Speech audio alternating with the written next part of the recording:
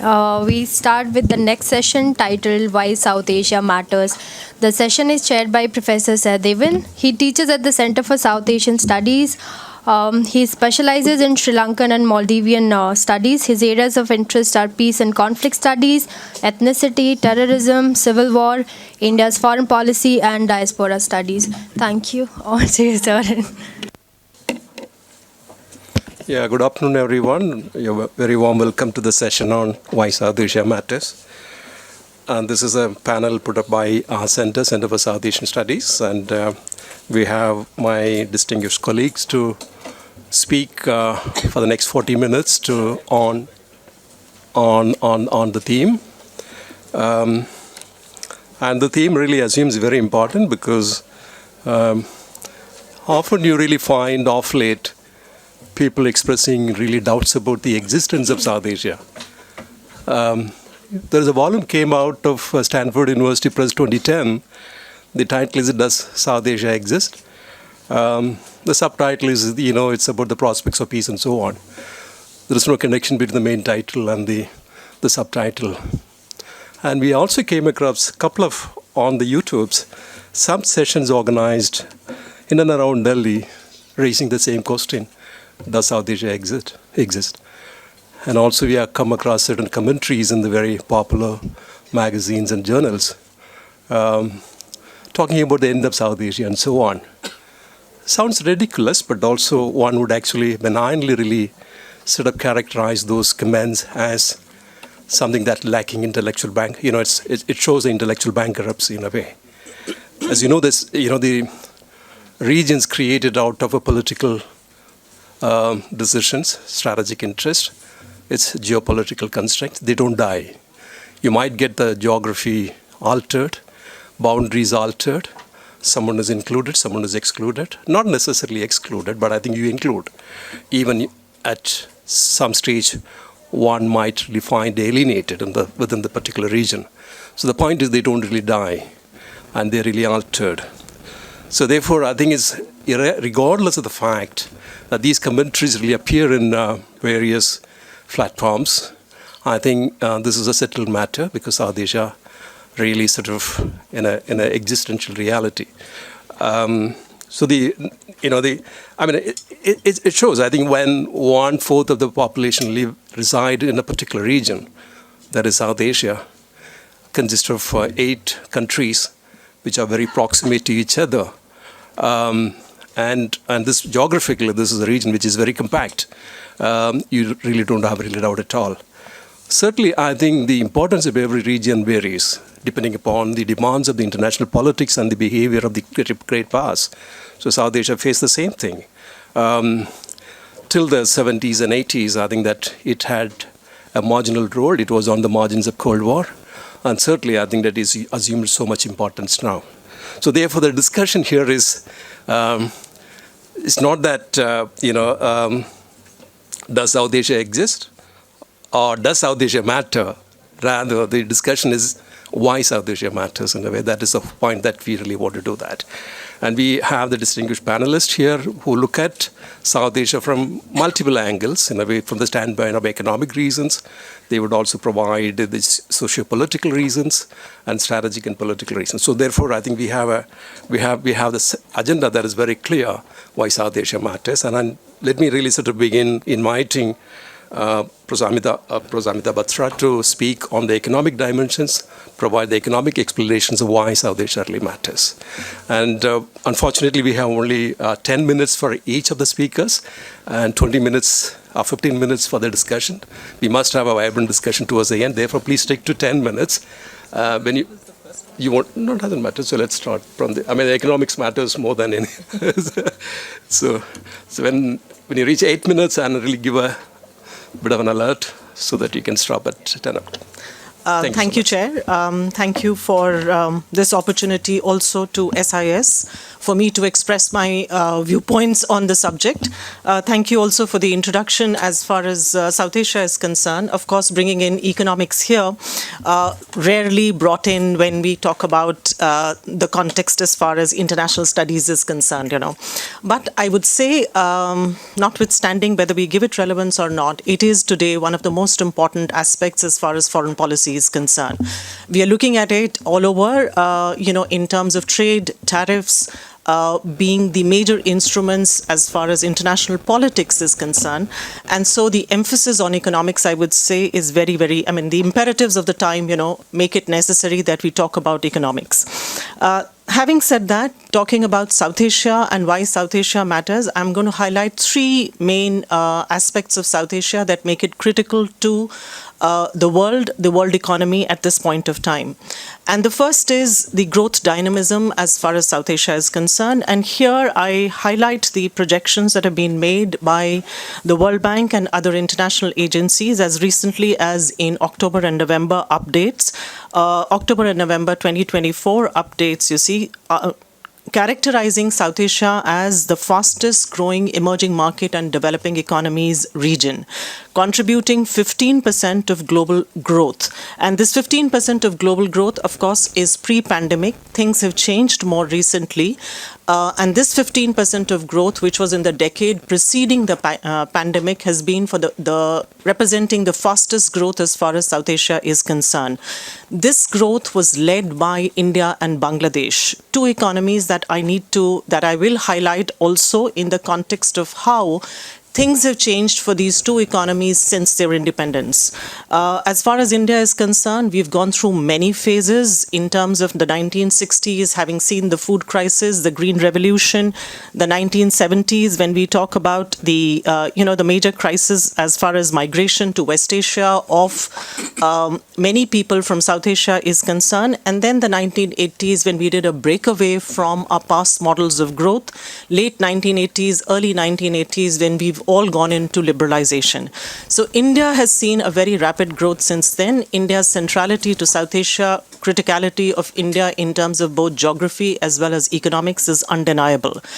Bangladesh is the other lead economy I would emphasize on as far as South Asia is concerned, having contributed to this 15% growth because of the kind of basket case it was considered to begin with, and how it has moved from a basket case to a miracle economy in terms of both growth rates as well as in terms of human development indices, both in the context of, also in terms of its model as far as growth process is concerned, having led the microfinance movement, and made that a basis of their own growth process, including the private sector in different formats and formulations. Today, when we look at South Asia in the post-pandemic period as well, as I said, the most recent projections also show that this is going to be one of the highest growing regions or the highest growing regions around the world. With 6.4% growth having registered in 2024 and projected as 6.2%, highest for the world economy in 2025-26. This is notwithstanding the crisis that has been seen in Bangladesh and the crisis that has also been seen in case of or experienced by Sri Lankan economy. Sri Lanka, of course, is back on track after its political as well as economic crisis upheaval. It is back on track today. Having brought in a new form of government, a new direction that is being given to it, both politically as well as economically. Bangladesh, I think, is still in a period of change and upheaval, but will surely find its feet. But what we need to emphasize here is the fact of contribution that this region will and continue to make to the global economy. Why is this important? Why South Asia matters? Of course, the high rate of growth in a period when we are looking at the advanced economies registering some of their slowest ever rates of growth, be that Europe, be that the United States. The US has, of course, picked up over the last 1 year, but given the kind of transition that we are looking at as far as the new presidency in the United States is concerned, we are yet to see the repercussions, the consequences of that, both in terms of inflation, domestic demand, as well as growth. That's my first point. The second point is in terms of population. Often, denigrated as far as South Asia is concerned in terms of being most populous. But I think what we miss and what needs to be highlighted at this point of time, again, contemporary developments as we are looking at, and we are looking at migration as a very, very important subject in terms of international politics as well. It's important to bring out the kind of potential that the youth population brings to the world. 25%, as was stated by the chair earlier, 1/4 of the global population resides in South Asia. The median age of this 1/4 population in South Asia is 27 years. So you have a very young population of South Asia that has a huge amount of potential. We've seen human development indices very, very high performance as far as Sri Lanka, some of the smaller economies are concerned, Sri Lanka and Bangladesh in particular. But more importantly, we've also seen the contribution of this youth population to the advanced countries' development. Basically, development as far as global economy is concerned, having contributed to the growth processes of both Europe as well as United States. United States that is going through its own process of migration, emigration, immigration, etc., and trying to resolve a crisis that it sees whether or not it exists. It's important to highlight that in case of the United States, 1/4 of their tech output is contributed by Indian professionals. It's not even the world as such, not even all of the youth population as far as South Asia is concerned, but the need to realize the contribution that India has made to the advancement of these developed economies, in particular the United States, and in particular in an area which today has become or is at the center of what we see as major power competition, trade and technology. So you have a very major contribution both that you've made as well as the possibility. In addition, when I say possibility of this youth population, various estimates have shown the productivity increase that this youth population has brought about and has the potential to bring about both to global growth as well as far as the South Asian region is concerned. 1% productivity increase in inflow. If you have 1% increase in inflow of immigration, as far as relative to the total employment is concerned, you get an increase in output by almost 1% within the next 5 years. That's a huge contribution that you make to productivity, and productivity has serious or very major implications as far as growth processes are concerned. So a youth population, youngest population that you have across the world, youngest population that has made critical contribution to growth and technology around the world, hence has the potential not just to contribute to its own region's growth, but also to the global context, you see. My last point that I will make is in terms of the relevance as far as South Asia is concerned to what again has become the sphere of, or is a very critical sphere in terms of international politics as well, which is the Indo-Pacific. And the importance as far as the Indo-Pacific is concerned in terms of trade corridors, particularly as far as choke points are concerned around this, whether we talk about the Indian Ocean, whether we talk extended to the Bay of Bengal, whether we talk about the connectivity projects as far as littoral states are concerned. India's huge contribution in that in terms of taking forward connectivity in the context of Indo-Pacific and making it a particular major point as far as its own policy is concerned. This is not just in case of what India has been doing within the region as far as Bangladesh is concerned.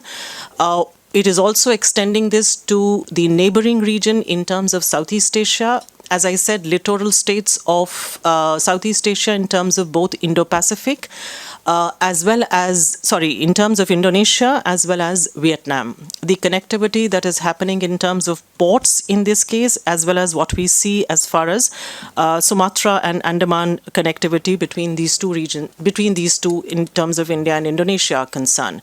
So connectivity as far as South and Southeast Asia is concerned, again, a very major contributory to another big issue that is critical as far as global economy is concerned in terms of global supply chains. How this connectivity in terms of connectivity that we establish with Southeast Asia, which is a hub of global value chains and global trade, particularly in electronics, where we see a major push from India, but where you also see a major push as far as the world is concerned.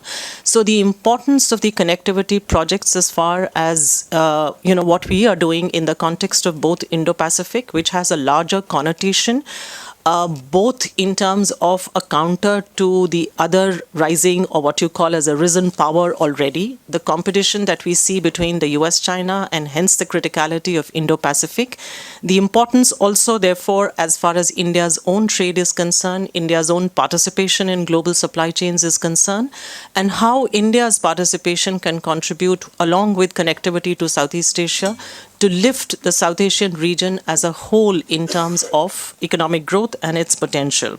Lastly, the IMEC corridor, I think I would want to bring out the importance of India in the context of the IMEC corridor and how that is going to lead to a major possibility of connectivity. There are problems that we see at the moment, but we are also looking at some kinds of resolution that's happening around the world, various alternatives that are being put forward in this context. And if this succeeds, India has a major role to play in terms of its centrality to the IMEC corridor, whether it be in terms of connectivity to the West or onward connectivity as far as Europe is concerned. So given this existing contribution that South Asia makes to both growth as well as technological enhancement around the world, connectivity around the world, trade and global supply chain resilience, not only does South Asia matter, but South Asia has the potential to be at the center of global growth process in the coming years. Thank you. I'll stop here. Professor Batra, I think we'll just take up other presentations before really I try to summarize some of the main features of each of the presentation. I think let me invite Professor Kharat to really speak on your theme that you choose. Thank you, Chair. Thanks to our Dean for giving this opportunity to us, Professor Mattu. Thank you all the senior professors like Professor Varun Sahani and all the colleagues and students. A lot of literature has already been written and available on why South Asia matters across the globe. I thought I can take certain aspects of South Asia which need to be addressed or revisited. And mainly those are the social and the cultural. I have been reading something about the culture as an instrument of diplomacy and how culture is important. And then what I have seen, we have the former Foreign Secretary Jain Dixit, who has written article in India Quarterly, Culture as an Instrument of Diplomacy, much I think before Joseph Nye or maybe contemporary, who wrote on soft power. It was, I think, October issue of India Quarterly, 1979. I took a thread from that. Why culture is very important and how culture can be a potential for connecting not only South Asia but the rest of the world or the globe. So I have few points here, like how these ancient civilization, what we have here, Harappa, Mohenjo-daro, have unique civil life, governance, planning of those villages. Then we also have the governance system by Emperor Ashoka, Chandragupta Maurya, Chola Empire, Kalinga, Vijayanagar, and how they perform within the South Asian countries that time. Because India, Bangladesh, Pakistan, it was a part of India only. But beside that, there are many other countries where mainly the South Asian countries, they are influenced by this civilization. Then we also have the education institutions like Nalanda, Vikramshila, Takshashila, and their contribution, their revival is very, very important as far as contemporary education is concerned. Now most of the people, they are going as like a brain drain to the Europe or the American countries, but now things are coming back. When the last government has proposed the brain gain, through that brain gain, many students and scholars came back. Like we have the Professor Amartya Sen, who became Vice Chancellor of the Nalanda University. Then since the silsila is still continuing, going on. Third point in this cultural heritage, I would like to draw your attention about combining the South Asian countries.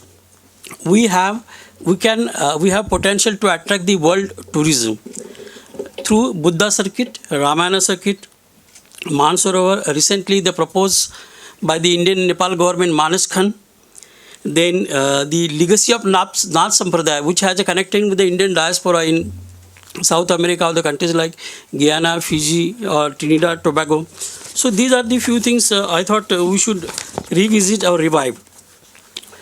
Then beside the yoga or the various practice of the medicine, where ICCR, Indian Council for Cultural Relation, has a separate wing for performing this yoga abroad, like with the chairs. And most of the chairs you can see the website are related to the yoga. There was some problem because everybody is going for performing yoga in other countries rather than the other issues of the society or the nation. Little bit setback was there, but still Yoga Day was celebrated internationally, and it has become one of the tool of the soft power as far as India is concerned. Then what we have like Buddhism, Hinduism, then Islam, and to some extent Jainism has been exported from India, particularly in Southeast Asia. You can see the Islam has gone from the Gujarat border, Gujarat shores, and Buddhism we know how it traveled from India, Tibet, and then Japan, China, and all over Southeast Asia. Jainism could not perform because a lot of restriction. So whatever the South Asian diaspora communities there, they had this Jainism, the link. So here I would like to draw your attention about that. Like there was a book by somebody, Bombay Muslims. So all these people who has gone from India or from Gujarat, the Bohra Muslims, they are running the business not only in the Maldives, in the Ghana Island, but also Seychelles, Mauritius, and many other South Asian countries. So that can become an asset. We have to, I think, take them into confidence and further have an economic growth or economic progress. Then what we can offer as a part of the cultural heritage to the rest of the world? I think we have a lot of caves, the Buddhist monuments all over South Asia, not only India, but also Nepal, Bangladesh, Bhutan, at least these countries. So the visits of the international tourists, one can earn the income also for these small nations like Bhutan.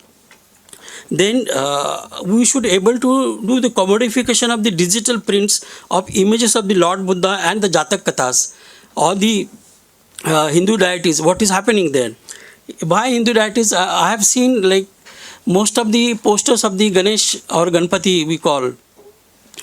In the South America, like in Venezuela, in Caracas, in the Caracas market, I have seen the big posters of the Ganpati. How Ganpati has gone there 20 years back, I don't know. When I tried to check it, but I couldn't get it. So these are the few things we should do that. Then replica of the images made by South Asian region, like these are the South Asian countries. Laughing Buddha has become a symbol for the Chinese Buddhism. Why not India? We don't have any particular symbol of Buddha from Indian side, but the Chinese they do have. Can we do that? Can we have the replica images and sell everywhere? Like we have the Taj Mahal. Everybody buys Taj Mahal as a symbol of the love. Like the spirituality of the religion or compassion. One can have the replica of the Buddha images and take it further. And we have here in the northeast, Arunachal Pradesh, Tawang Monastery, Himesh Monastery in Ladakh, and the Rumtek Monastery in Sikkim. We should work on that. Then the five principles, the Panchashila, which is now considered as a Panchamrut, Samman, Suraksha, Samruddhi, all this, the Panchamrut. This is one of the potential of the cultural heritage we should consider. Second issue, here I would like to highlight the civic life or the civil society in South Asia is very much vibrant because it has a family values, family bondings, and the political culture of South Asia is being changing day by day, and we can see no other religion have the female or the woman prime head of the states or government. You can start with the Shiremao Bandaranaike, who has given the first prime minister to world. After that, Mrs. Indira Gandhi, Pratibha Patil, head of the state, head of the government. Then in Bangladesh, Sheikh Hasina, Begum Khalida Zia. In Pakistan, Benazir Bhutto. In Nepal, we have the present president Vidya Bhandari. So like that, the whole political system is changing. And you can see despite we are having monarchy in Bhutan, Nepal, at least for namesake, they are a democracy. They are following the constitution in Maldives or even in Pakistan. See, these are the new political culture we should respect and we should cultivate further, which may attract to the rest of the world how a small region of South Asia can give some stability to countries, at least in Africa and Latin America. These are my concern. Then we have third is the South Asian diaspora. South Asian diaspora is one of the prominent potential, globally acknowledged.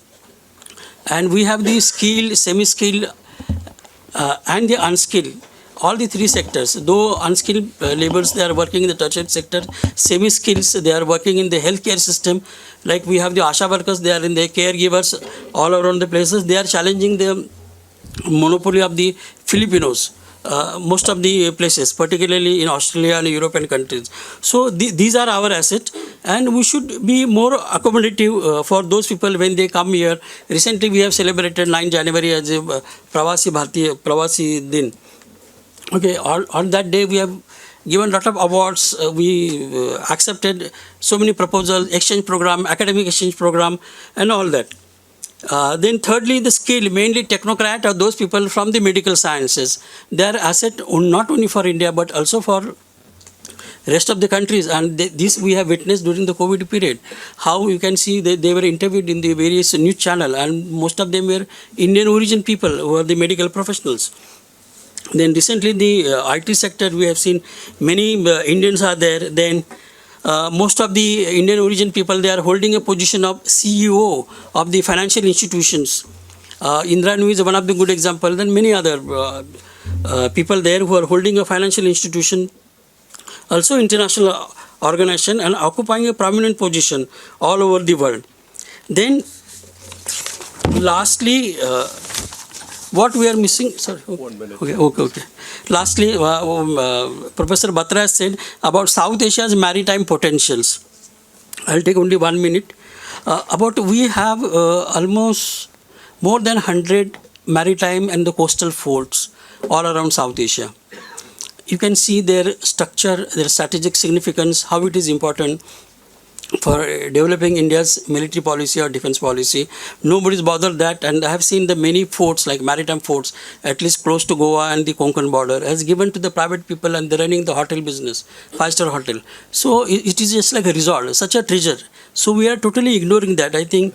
And then what we have the skill like shipbuilding, boat building, from the Chola Empire, from the 11th century, 12th century, we should revive that, because they used to go to Karachi, Mandvi, and many other places. So these are the few things. Then maritime tourism is also a very important aspect of this maritime potential in South Asia.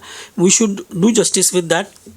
These are the few things. And last line, now time has come to evolve the South Asian fraternity, which can make an impression worldwide or across the globe. Thank you very much. Professor Kharat, let me invite Professor Bhardwaj to. Thank you, Chair, and thank you, the organizing committee, for giving this opportunity, Dean of the school as well.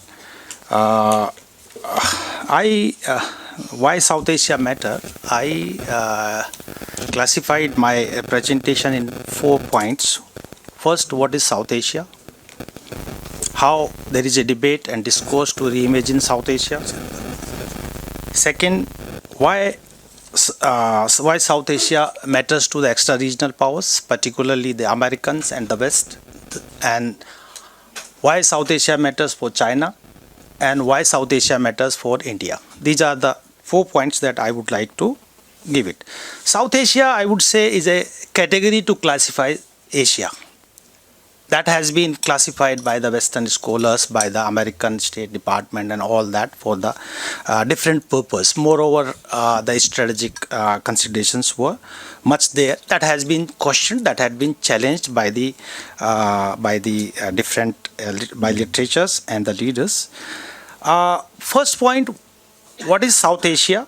How we can define South Asia? There is geographical, there is cultural, there is historical, and there is political construct, the Westphalian constructs to understand the South Asia. If I will say geographical, cultural, and historical, I'll put one at one go because much has been discussed. Then I would say that Bharatvarsha.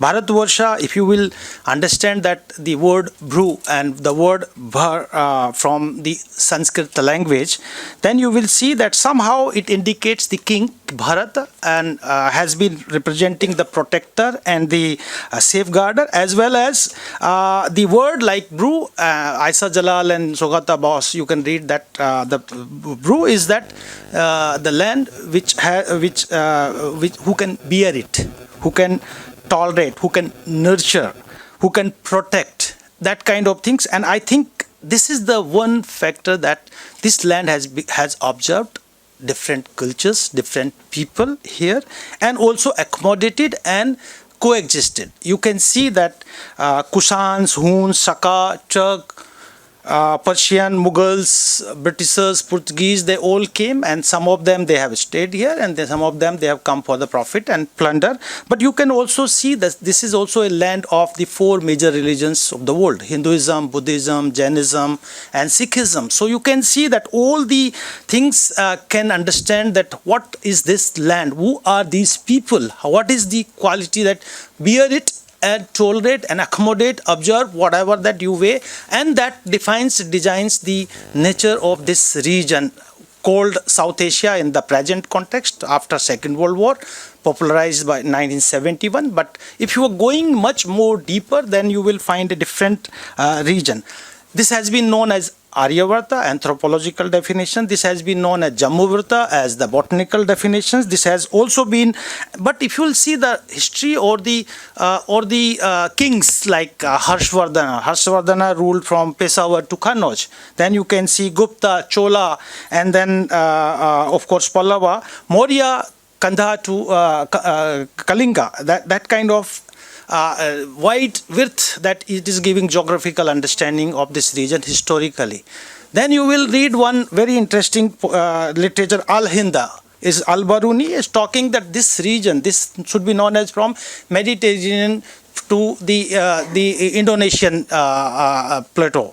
That could be considered of these people. So I don't know what would be the reference point to reimagine, to reconstruct this region. I think these are some of the points, like Vishnu Puran has talked about this, chapter 2, book 2, chapter 3 talks that the people living in the north of the Indian Ocean and the south of the snowy mountains considered this people. Even Badruddin Tayyibzi has in his presidential address has defined this region from Hindu Kush to the Indian Ocean can be considered that one region. Even Sir Syed Ahmad Khan and all that. But point is there, this has been questioned. This has been questioned by Jawaharlal Nehru as well. He talks that it is a wrong definition that when you are classifying this region into that. He said that this entire region from Persian world to the Indo-Pacific, today's Indo-Pacific, Indonesia should be known as the southern South Asia. So point is that there is a big point that how you can understand this region. The second point is what we had the legacy in 1947, the independent India. Always, but point is that this region has always attracted the extra-regional powers, other peoples. And that's why this region matters.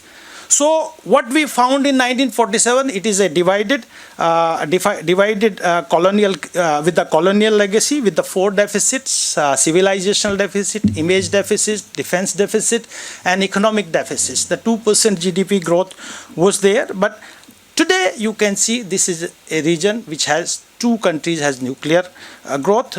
Professor Amita Batra has given the economic strength. What we had been nuclear power from 1998, and but this region also has the asymmetry in size, in military and economy among that. And you know, very interesting that few years back that this region was known by 7 countries. Now there's 8 countries, and tomorrow we will have the power. Then we can be known by 10, 12, 15, 30 countries from Indonesia to Malaysia. So this is one point. Second is that second point, why it matters for China. Bullet pointed I will go. You can ask me question. This is a market of 2 billion people, emerging market. Professor Batra has already indicated. But China has the border of 2 vulnerable territories. One is Tibet and for Tibet you need Nepal, and one has Xinjiang. For that you need Pakistan and Afghanistan. So these are the two. They want to manage these two territories, so it matters for China. What it matters? It matters for China because of the Indian Ocean, because they want to avoid the choke points, and they are coming to China-Pakistan Economic Corridor, China-Myanmar Economic Corridor, BCIM Corridor, and all that. And Chinese trade takes place from the Indian Ocean to the Malacca dilemma is there, that they want to avoid, and they want to cultivate this region so that they can reach the landlocked region of China.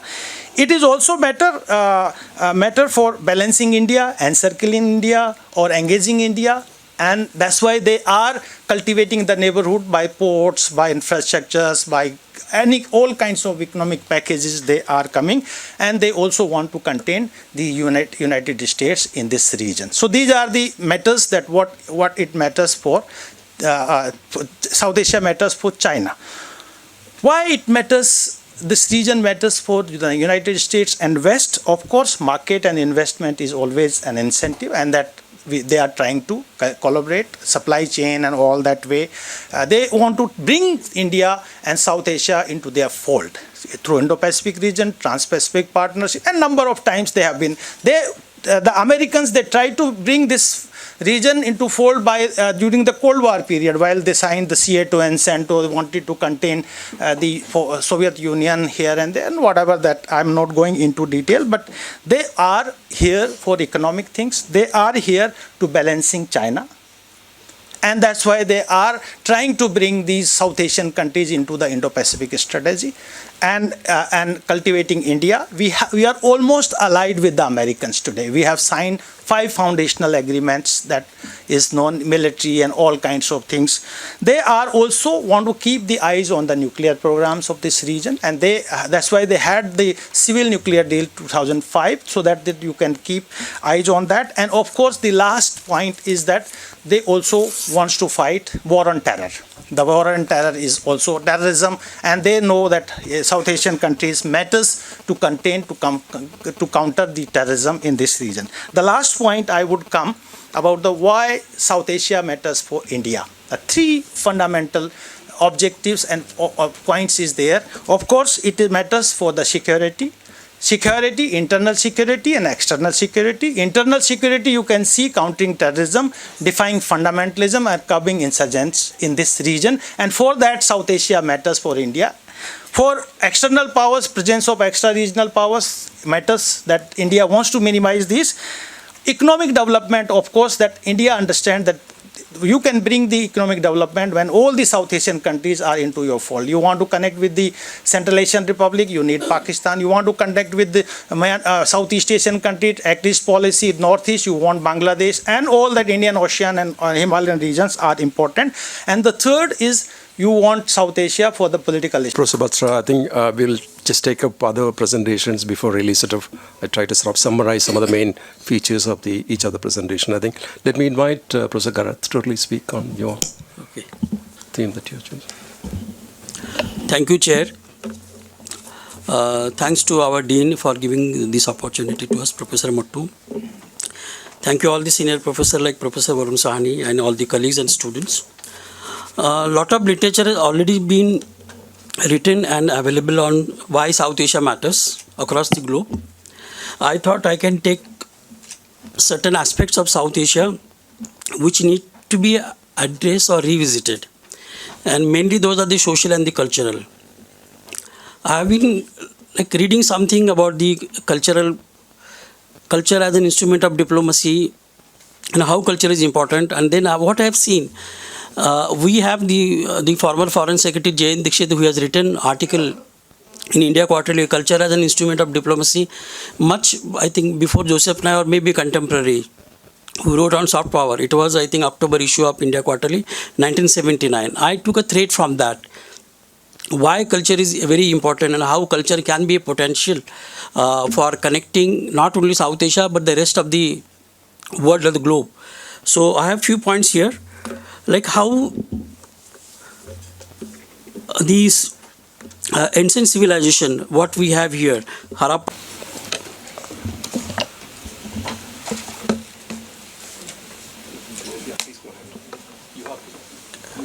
minutes. Yeah, I'll run it up.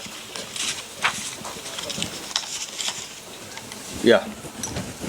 Thank you, sir. Thank you, Chair. Thank you, Dean, and good afternoon to one and all. It's an honor to be part of this lecture series, and thanks, the Dean, sir, for giving us the opportunity and to share the dais with the eminent academics known for their cutting-edge research. Though the given time is very limited to cover up the significance of the South Asia matters, I will try to give an abstract presentation from the regional security point of view. The region is home to about more than 1.9 trillion people, which is around 25% of the world population. Geostrategically, it is located between the Central Asia, West Asia, and Southeast Asian region, and is in the middle of the Indonesian region, acts like a connector, and occupies immense significance in the geostrategic environment of the world. The region is not only known for its diversity in terms of ethnicities and languages, but also home to all types of security threats that the world has been facing, offering itself a mini stage to study the various aspects of the security threats, varieties of the traditional and non-traditional threats ranging from the military conflict to the nuclear deterrence, to the strategic competition, to the ideological extremism, to the insurgency, to the climate change, to the energy security, trafficking, migration, and so on can be seen emerging from the region. The region also has witnessed a number of wars from 1947 to the recent US war on terror, and has been a theater for the world Cold War politics, competition, and power struggles, not only during the Cold War period, but also in the post-Cold War period, in the contemporary times also. The region also facing demarcated, disagreed, disputed boundary issues between the Afghanistan, Pakistan, India, China, India, Bangladesh, often resulting in the armed conflicts, clashes, violent conflicts, heated exchanges, building the crisis, creating often very hostile political conditions to between the countries to deal with. The porous borders, domestic violence, conflict has created one of the largest refugee populations located in the region. The Afghan refugees in Pakistan accounts for more than 1 million, whereas the Rohingya refugees population in Bangladesh accounts around 1 million. Apart from this, the Tibetan refugees were also sheltered in the countries like India, Nepal, and Bhutan. The Lhotshampa refugees in Nepal, creating pressure on the polity, security, and economy of the host countries. The region is also located in between the Golden Crescent and the Golden Triangle, which produce more than 60% of the opium produced in the world, and emerge as a ground for nexus between the drug trafficking, arms trafficking, fueling money and weapons to the armed groups in the region, and political instabilities which are resulting out of it. The region also hosts a variety of diversified climate change issues, from the glacier meltdown to the desertification, rising sea levels, to the coastal erosion, to the coral bleaching, to the floods, to the freshwater shortages, to the landslides and biodiversity losses, given immense scope for the researchers to study various aspects of the implications of the climate change on the population of the countries. The energy security is has been a prime concern, as the number of people still needs affordable, accessible energy resources. All the countries in the region are striving for transforming their energy systems to the renewable energy sources. The region also has a huge amount of renewable energy potential, which is tapped significantly very, very less. For example, the region has a solar energy potential of around 939 gigawatts, wind energy potential of around 1,289 gigawatts, and hydro energy potential of around 350 gigawatts. However, only 3.8% of the solar, 3.05% of the wind, and 18% of the hydro potential has been tapped so far. And when we look into the certain indicators, economic indicators, the GDP growth rate accounts for around 6.4 to 6.8% as an average, and the GDP, combined GDP is around $4.49 trillion US as of in 2023. The inflation rate averaging around 7.1%, and remittances contributing to around 4.1% of the GDP as an average, indicating a huge amount of the workforce migration from the region to the outer out of their countries. At the same time, the region also is facing huge amount of the freshwater depletion. Renewable energy sources in the electricity production is around 4.8%. The safely managed sanitation services is around 49% only, and individual using the internet services is only 43% according to the 2021 data. At the same time, to address certain many of these issues, there is the regional cooperation framework which is there at the institutional level, at the FARC level, BIMSTEC level, as well as the BBI and sub-regional level on the regional security, terrorism, human trafficking, drug trafficking, the climate change, and environmental issues, and energy sector cooperation, and so on and so forth. The river water sharing, etc. at the bilateral level as well as at the regional multilateral level. Though the framework is available, the real problem is lies in the implementation of the cooperation between the countries, and the significance of the region lies in the diversities in security threats that not only affects the region internally but also could have immense effects on the international relations, and that is why the South Asian region matters. Thank you. Thank you, everyone. Thank you very much for the very presentation that really captures a sense of what the answer that one really looks for, why South Asia matters. I mean, I will take only 2 minutes, and then I borrow perhaps 10 minutes from the lunch, if it is permissible. I think so. Therefore, I think given the crowd that is available present here, I think that we tend to really look at a region largely from the positive standpoint. I think it need not be. I think one can really look at the positive aspects, but also negative aspects. Therefore, I think Christina Rocca, years ago when she visited Delhi and said, this is a region that actually presents a huge opportunity and also serious concerns. And certainly that is true. I think, as much as we really sort of present empirically, there's a huge market, growing economy, diasporic contribution to the global wealth generation, technological development, connectivity, and everything that also realizes, the negative point that is, world's 40% of the poor lives in this region. So therefore, you really seek others' attention to really, to overcome the challenges to really sort of bring the population up there. Besides that, I think that we need to really locate South Asia in a negative terms in many ways. I think, this is the region which actually epicenter of international terrorism. Where is the root of 9/11? Al-Qaeda, the Taliban campaign actually brought the war on terror to South Asia. Besides the fact that I think the Cold War really entered in South Asia, it began in Central Europe and ended in South Asia. Certainly, it assumed so much of importance. So I think when you have a region actually sort of fested with all terrorism, certainly I think that you really attract everyone's attention. I think no other region actually sort of house two proximate nuclear weapon states. If you really sort of keep aside South Asia, China being as East Asian power, certainly I think that you have a serious concern in a way, as what K. Subramaniam used to say, that you don't really require a delivery system to really attack the other. You need a bullock cart to really send the nuclear weapon across the Wagah border. And that's a huge concern. I think and then that generated a fear of war in South Asia, which I think we don't take seriously, but I think the West takes it very seriously.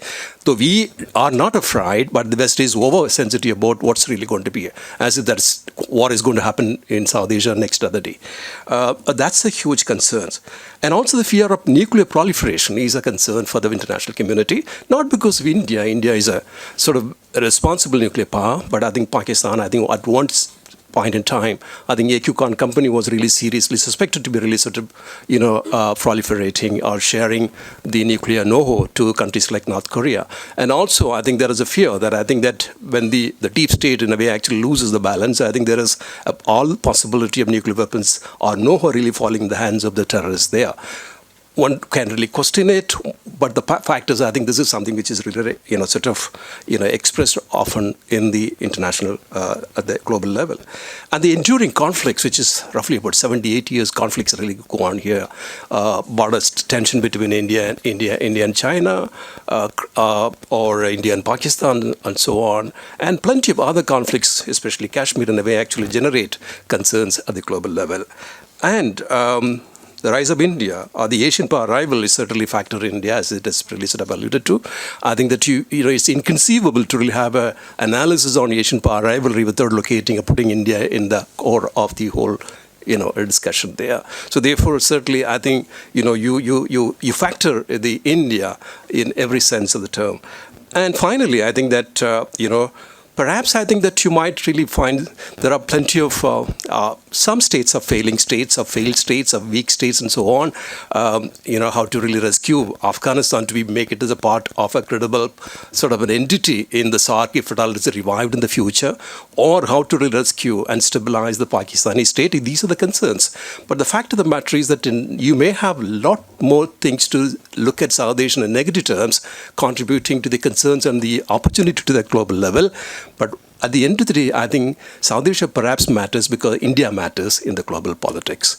Now, the floor is open now. You can pick up various things. And I know there are plenty of things to really discuss. The floor is open. And very brief in your questions as well as the comments. Professor Matu. Thank you very much, Saha. I think we've had, including your substantive intervention as chair, we've had very, very outstanding 5 presentations, as I said, including yours, Professor Amita, Batra, Professor Rajesh, Kharat, Professor Bhardwaj, and Professor Omprasad. I think you pointed out, and so has everyone else, that no matter how you look at it, this region matters.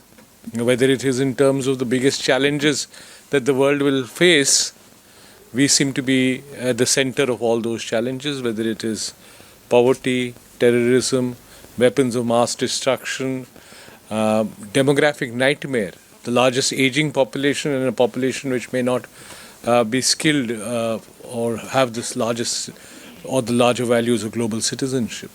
So whether it's environmental challenges, economic challenges, challenges relating to conflicts, they exist here. But the opportunities, the demographic dividend, the largest market, the possibility of innovation of the kind that we saw, the ecosystem that was created for the IT revolution, all the other, the whole India stack, which has become an example for the rest of the South, mobile telephony, Aadhaar card, and bank ability to have every single person being able to access a bank account through your mobile telephone, as well as with your digital identification number, available freely and can be served as a software for the rest of the world. The whole opportunities that exist in South Asia as a net solution provider to many of the global problems. So no matter how you see it, this region matters as a zone of conflict, as a zone of peace, as a zone of opportunities, as a zone of challenges. The question really is, in some ways, your center reflects both the views that I'll express, that you don't really need then, therefore, to study South Asia through the lens of any one country. You don't really need a Pakistan expert because you know what the problems are. You don't need a Bangladesh expert. You don't even need a Nepal expert. You don't need a Sri Lanka expert. You need South Asian experts who can look at this region comprehensively.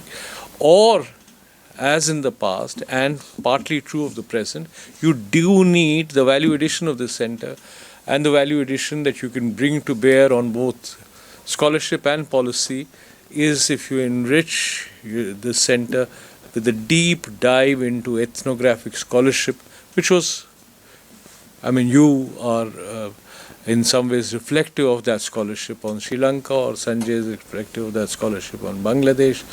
So, deep dive into ethnographic scholarship, historical scholarship into Pakistan, Maldives, Sri Lanka, Nepal, and so on. So this is, of course, a general dilemma of area studies versus general trends. But I thought maybe I could flag this even as we look at various possibilities for SIS as well, whether you need more country specialists. Or, as you said, South Asia matters because India matters. So really, do you really need country experts on each of these 6 or 7 other countries? I'll stop there. Varun, you were looking at, I'm sure, have something to relieve. No, it's just because of the dean's comment. I remember many years ago, one of my MA students, when I was asking her, well, what centers are you thinking about for doing the MPhil and the PhD? It goes that far back when MPhils existed. Said South Asia. I said, oh, great. Why? It's a question I was asking lots of my MA students, and the answer really sort of disconcerted me. It was that, oh, because it's the easiest. And it's an answer that has stayed in my head. It's only one student, so we can't extrapolate too much from that. But I would have thought studying your own region is the most difficult thing you can do. In a purely kind of social science sense, it's much easier to study others than to, in a way, study yourself. So I think I go along with what the dean is saying, that to some extent it's this whole thing about why does South Asia matters, because it's our region, because this is where we are located. What happens anywhere else may or may not impact on us. What happens on South Asia definitely will impact on us, simply because of our location. So going back to this whole thing about country specializations and so on, what about language specializations? Pushto, for example, and Sinhala, and that's I think one whole aspect where and it's not just SIS or CSAS. It's an Indian problem that we simply are not sort of educating some of our brightest students in the languages of the region. And I think that's becoming potentially a huge problem if you want to do that kind of ethnographic work. Right. Comments and questions from the students, please. Yeah, there is someone there. I can only see that hand. Yeah, please go ahead there. The last bit. Good afternoon, sir. I'm Abhimanyu Solanki from NIAS ISC Bangalore. Am I audible? Can anybody? Yeah. So I have a simple question. Like, do we really identify ourselves as South Asian, and the South Asian identity or the South Asian consciousness is there among the people? And because this starts established to strengthen this identity, but it becomes non-functional now because India doesn't follow the principles mentioned in the South Charter. So what efforts should we take, and what suggestion do you suggest for India and South Asia as well? Yeah, we'll take 3 or 4 questions together. Yeah, just. I'm Deepika Nath. Thank you for wonderful presentation. I'm a PhD scholar in Jamia Millia University. So my question is to ma'am that you are talking about productivity. So I want to ask that in the neoliberal economy or in the era of techno-capitalism, they are trying to systematically reduce the productivity level of the young generation in South Asia and specifically the India. Because Niti Aayog report says that in 2030, then the gig economy, the people are engaging, 23.8 billion people are engaging in the gig economy or the platform economy. So the neoliberal economy try to reduce the productivity level of the young generation. So what would you say about that? Thank you.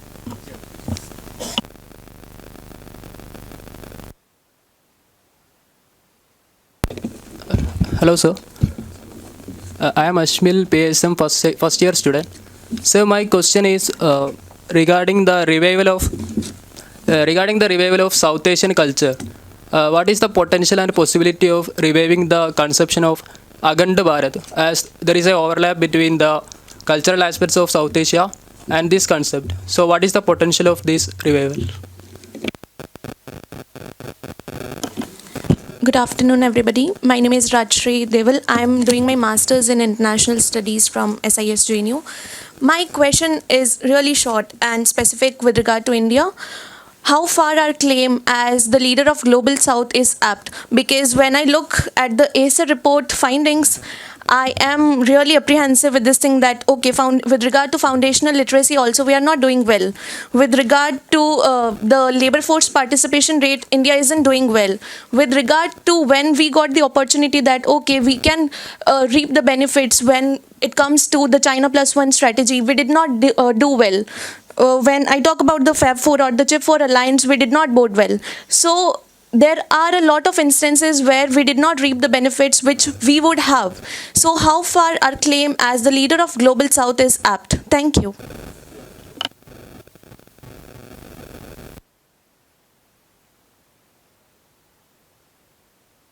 Contributions of India to IMF corridor and how it's changing geopolitics. One thing that I wanted to question on was the uncertainty caused by Trump's second presidency.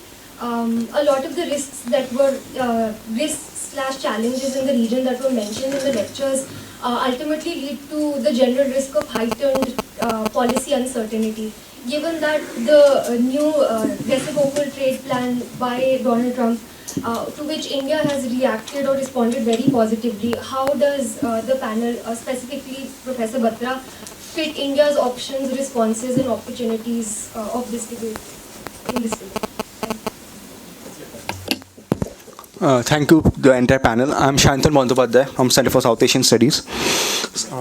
I have to ask you a simple question is that how Professor Sahadevan sir was pointing out that South Asia matters because India matters. Can we flip it on the other side and ask that can South Asia keep on mattering even without India's asymmetry? India's asymmetry of size, India's asymmetry of power, India's asymmetry of cultural relations, and is it so that can we create a model where the South Asia will continue to develop even if you are not on the pro-government side of India? So the idea is that if any country in South Asia, if they're not on the pro-government, like if the Indian government doesn't like them, then they fall in on the wrong side, and it automatically creates problems for them because a lot of countries are landlocked, like Nepal and Bhutan. A lot of countries are going to have access problems. A lot of countries are in the immediate neighborhood of India. So can we have a model where all the countries keep on developing and South Asia doesn't really remains in India's does it remain in India's backyard? It remains a backyard of all the 8 countries. Thank you.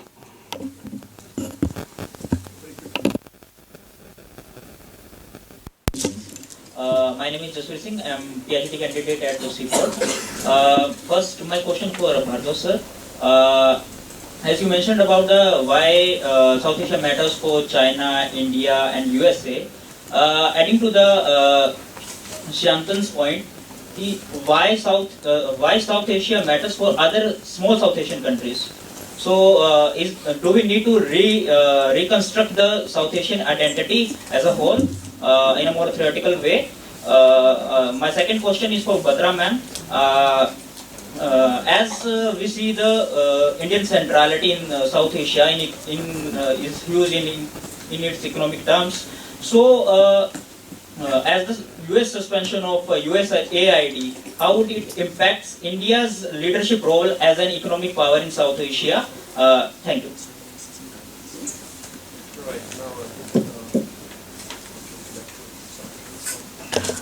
Thank you.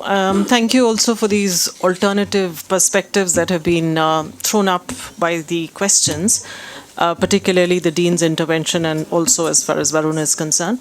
But as far as questions go, the first where you talk about productivity decline, that techno-liberalism or something of that term that you used, leads to a decline in productivity, but there's enough evidence to show that higher technology leads to higher productivity, doesn't necessarily lead to overall displacement of labor, but also creates opportunities as far as employment is concerned. There is evidence on both sides, enough to show that the kind of technological, even as far as AI is concerned, will ultimately continue to create opportunities of employment for even the unskilled or very low skilled, Plus, there are always labor-intensive sectors, where our unskilled and low-skilled can continue to be employed, and we need to find opportunities there.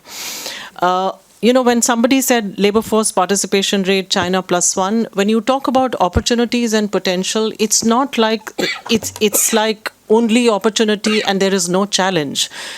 They all come with challenges. Yes, we've had an increasing labor force participation rate, but not up to the potential that one would want, How can you increase further productivity, or how can you bring about a further increase in productivity? Bring in more women in your labor force. Increasing female labor force participation rate that then goes back to female education and so on. You see social changes that would need to be brought about also for that. All of it is a combined process that nobody denies. But the fact that you have this challenge doesn't take away from the fact that you have a huge amount of potential. The fact that you have contributed to global growth and global technological innovation. You can do the same for yourself, and you have, When we talk about China +1, we haven't done well enough, True, we haven't done up to our potential, but it's not like India has not gained at all. If you've got an Apple coming, if you've got your iPhones, as your major exports today, it is India becoming a part of global value chains, Every country will have its own trajectory. You will not walk the same path as probably another Southeast Asian economies, which are smaller economies, have been export-oriented right from the beginning. You need to do more. You need to do more domestic reforms. Yes, it is a process. We've done part of it. We need to do a lot more. That doesn't take away from the fact that growth has happened. You are the fastest growing economy. India is the fastest growing economy today. India's centrality continues to be important to both South Asia, as well as India continues to be a very important power in terms of its economics to the world. Reciprocal tariffs, it's an exercise that the Trump administration, its External Revenue Service, has taken upon itself.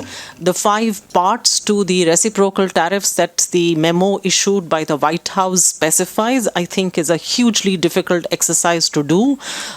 When and if they are able to do that, accomplish that, it will probably lead to a lot of chaos as far as global trade is concerned. I'm not so sure that they'll be able to implement in the form that they are actually talking about, or the much speculation that one sees around in terms of reciprocal tariffs, one-to-one, product-to-product. I don't think it can happen like that, What ultimately happens is yet to be seen. We should be prepared with alternative strategies. You have to look elsewhere, not just at the US, to be able to really make for a stable trade growth and export path for yourself. USAID, yes, it probably gives India more opportunities for greater assistance, and as was stated, lines of credit. It gives you a chance to establish yourself further as a benign partner to smaller economies in the region. Thank you. Thank you. I think I should take lead from where, I'll be very brief, from the Dean sir has pointed out. I think very valid point has been pointed out by Professor Amita Batra regarding that we are looking South Asia from the other's perspective. And I think that is the problem. I think we need to look South Asia from the Indian perspective. What I can say that, because, and that's why I referred particular literature like Sangam literature, Vishnu Puran. I talked about Al-Barunis, Al-Hind. I was also talking about Jawaharlal Nehru's discovery of India. I think that would give you a very inclusive understanding about this region. And particularly that one question, Akhanda Bharat, you have raised. I can while I'm reading literature, the more deeper I'm going in the history, in the culture of this region, the more inclusivity I'm finding. All these things that Westphalian construct and disputes, border, and you can say primordial identities and all that conflicts are in fact had come with the developments. So more inclusively, more deeper you are going in South Asia, the more inclusive South region you will find. And I think that defines itself the Akhanda Bharat. So I think that is the second point. Very briefly, I'm going. The third, of course, is the global South. Of course, we are trying to become a leading voice for the global goods and for the global global commons. And I think being being a emerging leader in economic and in security and other perspective, India is trying to raise the issues and concerns of the global south, like the climate change, environment, and all that issues. And the last point I would say, and that's very good question that he has asked, that how South Asia matters for the smaller states, the neighboring states. I think that needs to be understood, that what, and in the context of India's foreign policy or India's neighborhood policy, I always refer it that how the neighbors are looking at you. And that's very important perspective. My point is that I think we need to learn from the others' experience as well. Like the European Union, they are the countries and they have come out with the supranational identities with the within the Westphalian construct. I think unless until the South Asian countries would not have a supranational identities of this region, that would give a very narrow scope of the cooperation, and we will remain the least integrated in the world. So need to have a supranational identity, thinking beyond these, and we have to make poverty as a common identity of South Asia. We have to make development as a common identity of South Asia, environment common identity of South Asia, and terrorism, correctly pointed out, terrorism, nuclear is common crisis, common threat to the South Asian countries, and that would automatically give you a South Asian, or a whatever the terms you can use, the Indian or South Asian, whatever, the common identity. And I think need to look forward in that perspective will have more inclusivity in these regions to fight against the strategic, political and economic goals that we are looking forward to achieve. Thank you very much. Mr. Kharat, quickly, this one. It was about, I think, Akhand Bharat, reviving the South Asian culture. No, it is a political concept. We can't buy this Akhand Bharat concept politically. Culturally, of course, it is very much there, not only within the South Asia region, much beyond the South Asia region, all over the world. We are culturally integrated as a Indian culture. That's it. Sir, can I make one point, a language point to Sir, from Professor Varun Sahni? I think you pointed out very valid point. Like, when I say refer in the pre-1947 Indian literature, is there any Indian literature? No, there were Kannada, there were Malayali, there were Tamil, there were Bengali, there were Marathi. All that makes the inclusive Indian literature. So my point is there, unless until we will not recognize all the regional languages. I think that new draft policy, UGC and NEP also bringing this, developing the regional language or the Indian or South Asian language, all the languages, so that could give me more inclusivity to further. I think very valid point you have raised, sir. Thank you. So, Omprasad. Yeah, regarding the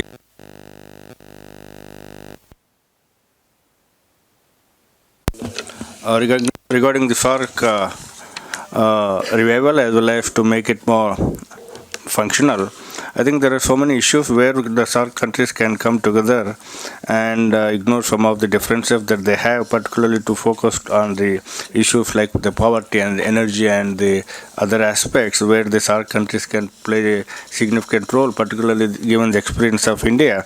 The small countries can benefit a huge amount of the plans that India has, particularly in the energy sector and other environmental issues. India can contribute significantly, and the SAARC countries can come together, if not in the larger context, at least at the sub-regional level. The BBN is a good example where the trade between the four countries have been taking place, and such kind of platforms can inject some of the energies into the SAARC functioning, and through this some of the important issues can be addressed.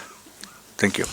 Right, I think it'll just take only 1 minute to wind up everything. I think, yeah, please.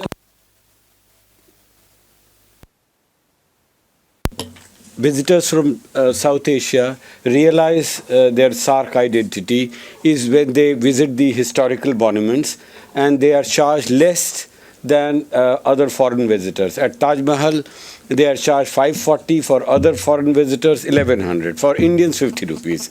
So similarly, there may be other ways in which such facilities can strengthen, for example, JNU fee. If we charge less from the SAARC students, for example, from Nepali students, they come from a very, not very prosperous background. So when they are charged at par with other foreign students, they really feel the pinch. So there can be ways through which this can be, SARC identity or benefits out of this regional grouping can be, passed on to other neighbors. Thank you. I take only 1 minute to wind up the whole session. I think it's a very interesting presentation as well as the comments.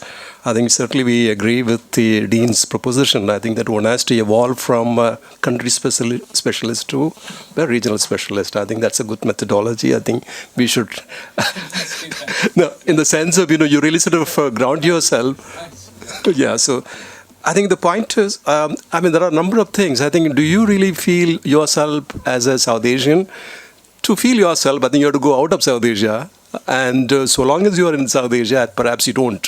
I think there are plenty of things that really overtake the consciousness of being a South Asian. I think it's one of the major challenges to regional integration is nationalism. Every state is a national state in a way. I think it's nothing wrong in being that. And the states don't make a trade-off. I think it's if the European Union is successful today because they've done a trade-off in the sense that you have typically a Westphalian, you can't really achieve greater cooperation at all. SARC's dysfunctional state is really tend to really raise questions about the viability of the regional cooperation and even the survival of South Asia as a region. Any institution provides an identity. They don't really achieve everything that you want in a particular region. So therefore, don't take it seriously if at all SARC is not really working. Even South Asia existed and all had an identity even before 1985. SARC came into being only in 1985. So, don't take it, I think things would really revive in course of time or in future. So it's not everything is a hopeless situation. I think who doesn't want these other South Asian states to develop? I think the model has to evolve from each of the countries. I think it's, and also if you really push so much of cultural commonality, civilization, linkage, everything, you really tend to really get resistance from the smallest countries because they're very insecure. So I think you mind your sort of, your not just the language but also the agenda. Therefore, you really sort of don't create a problem for regional integration. With all this, I think plenty of things to really discuss. I think we will have another occasion to discuss everything.